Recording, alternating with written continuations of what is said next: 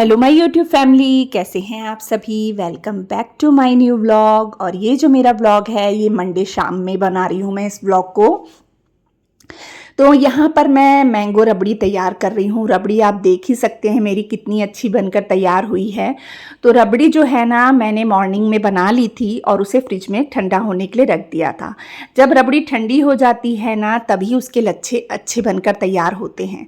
तो रबड़ी बनाने की रेसिपी मैंने मैंगो रबड़ी की रेसिपी आपके साथ पहले भी शेयर की हुई है, आप चाहे तो वहाँ से देख सकते हैं।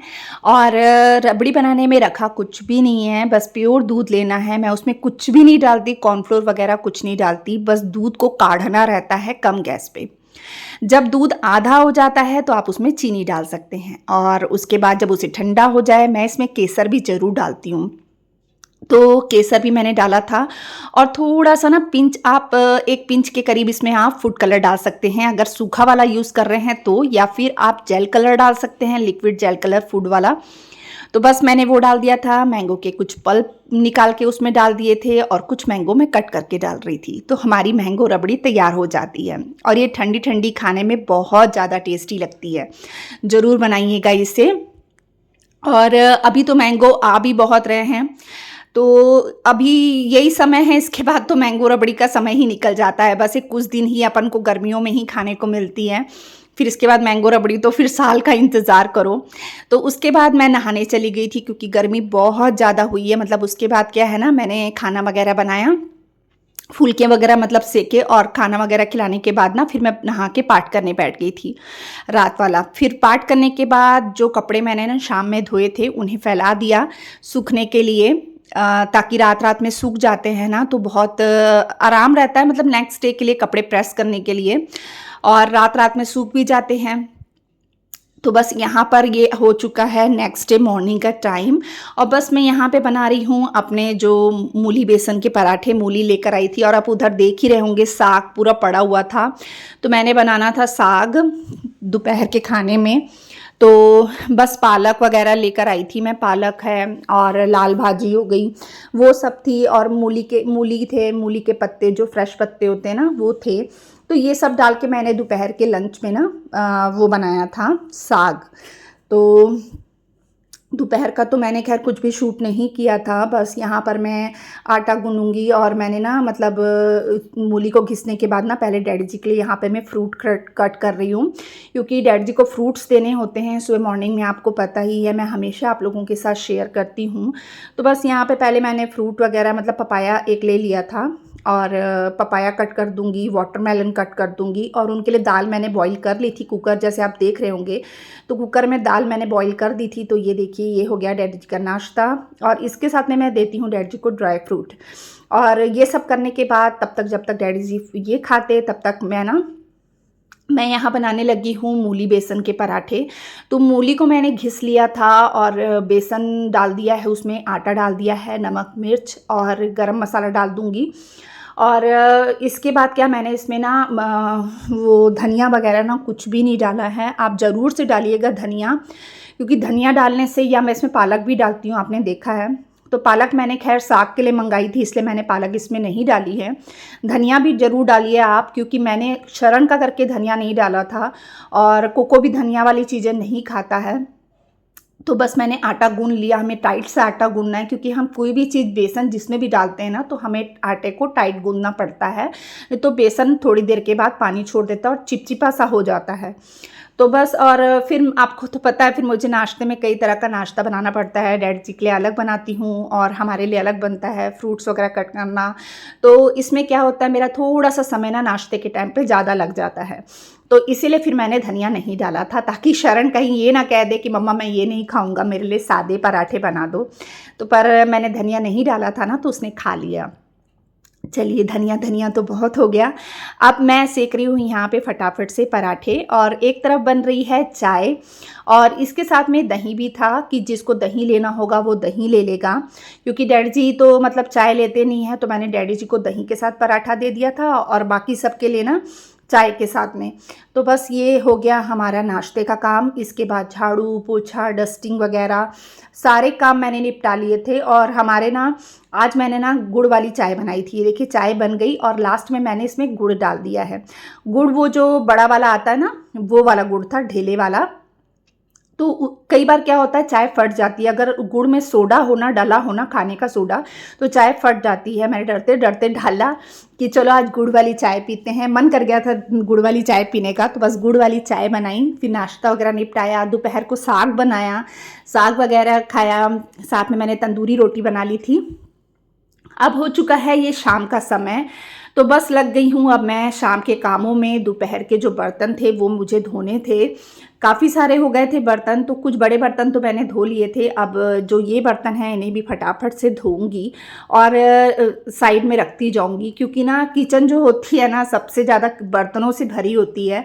और मैंने ना काम ही यहाँ से स्टार्ट किया था। मुझे ये था कि जब तक मैं फटाफट से बर्तन वगैरह का काम निपटाऊंगी उसके बाद खाना बनाने का टाइम हो जाएगा, तो इसीलिए मैं बर्तन के काम में पहले लग जाती हूँ। और इससे पहले मैंने मशीन भी लगा दी थी, वो कपड़े भी मैंने धो लिए थे। खैर वो मैंने शूट नहीं किया क्योंकि बार बार वही वही चीज़ रिपीट करना अच्छा नहीं लगता है।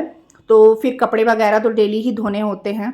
तो ये देखिए यहाँ पे जो बर्तन धो लिया था मैंने, पूरे बर्तन धुल चुके हैं। अब सिंक हो गया, नल हो गया, टाइल्स हो गई यहाँ की। इन्हें मैं अच्छे से मतलब जितनी बार बर्तन धोती हूँ ना तो उतनी बार साफ़ करती हूँ, ताकि कोई भी जूठ कहीं लगी ना हो।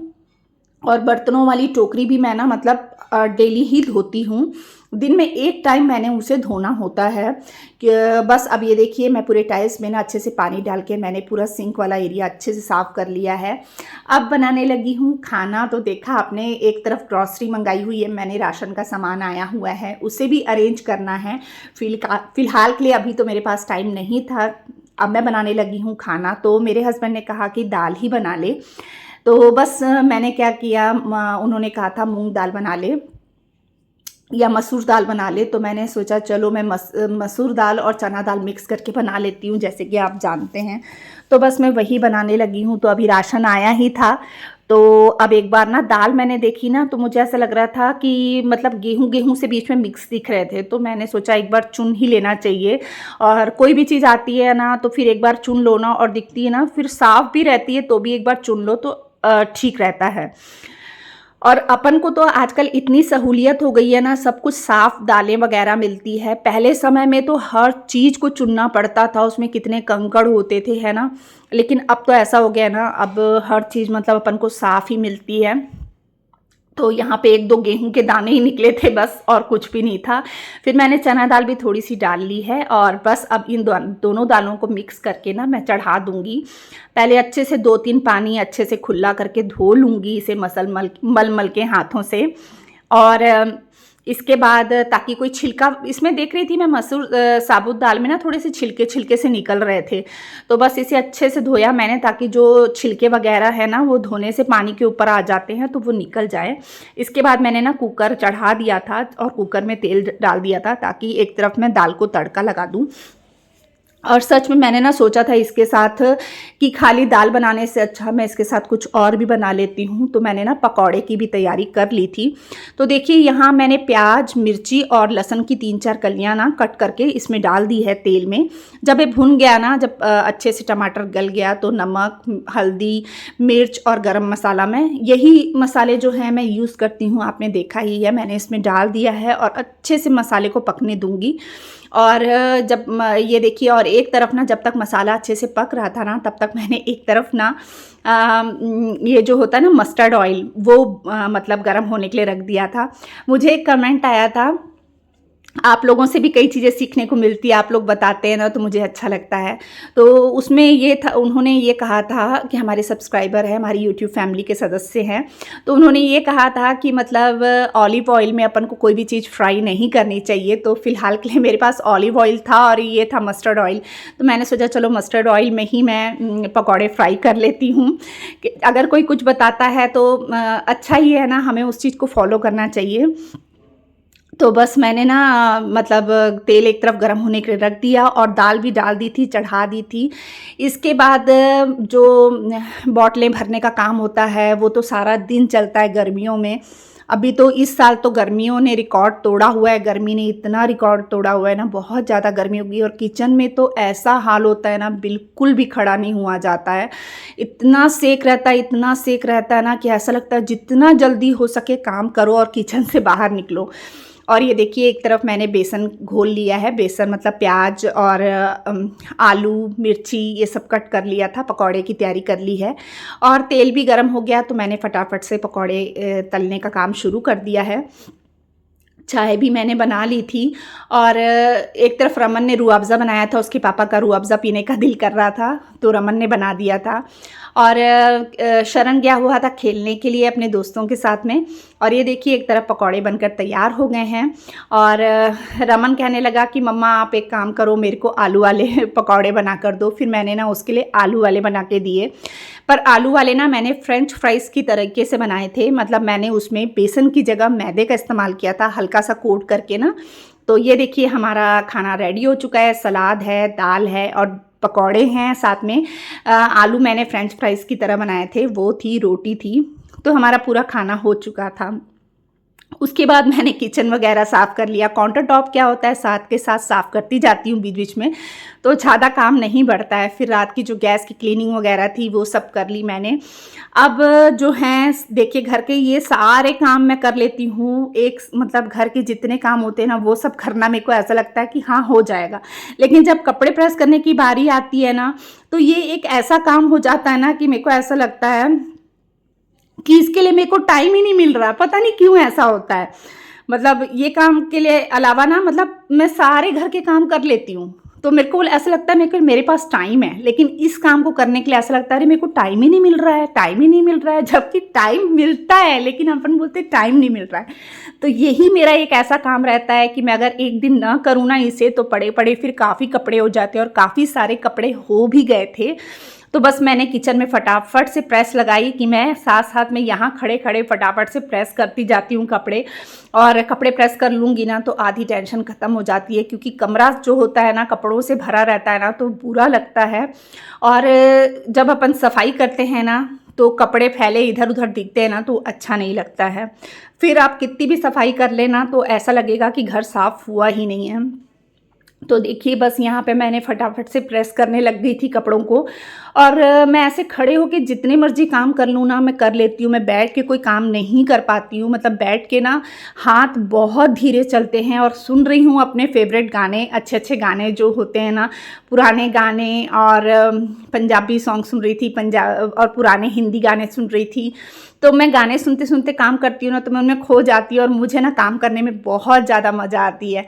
और देखिए करते करते मैंने फटाफट से ढेर सारे कपड़े प्रेस कर लिए थे। अब जो छुटपुट थोड़ा बहुत तो काम रह ही जाता है, ऐसे नहीं बोल सकते कि आपने पूरे कपड़े कर लिए। थोड़ा बहुत काम रह गया था कपड़ों का प्रेस करने का, थोड़े बहुत से कपड़े रह गए हैं क्योंकि डेली धुल रहे हैं ना, तो फिर थोड़ा बहुत रह जाता है। और आपको पता है कि जब मैं कपड़े कम रहते हैं तो एक्स्ट्रा कपड़े निकालती रहती हूँ। हर एक दिन के गैप में मैं चादर वगैरह निकाल लेती हूँ, बेडशीट हो गई, कभी कहीं का मतलब कवर हो गया, कभी कुछ हो गया, कभी ब्लैंकेट धो लिए। तो इस तरीके से ही मेरे काम चलते हैं। तो ये देखिए यहाँ पे जो कपड़े प्रेस करने का काम है मेरा हो चुका था, इतने सारे कपड़े कर लिए हैं और साइड में मोबाइल में गाना भी चल रहा है। तो बस यही था मेरा आज का छोटा सा व्लॉग। बताइएगा आपको कैसा लगा। अगर आपको मेरे व्लॉग्स अच्छे लगते हैं ना तो प्लीज़ मेरे चैनल को सब्सक्राइब कर दीजिएगा, वीडियो को लाइक एंड शेयर कर दीजिएगा और बेल आइकन को प्रेस कर दीजिएगा, जिससे मेरे आने वाली वीडियो का नोटिफिकेशन आपको मिल सके और आप मेरे व्लॉग्स देख सकें। तो ये देखिए कपड़े प्रेस करने के बाद ना मैं सारी चीज़ों को संभाल देती हूँ। तो चलिए फिर मिलते हैं अपन एक और नए व्लॉग के साथ में, तब तक के लिए बाय बाय।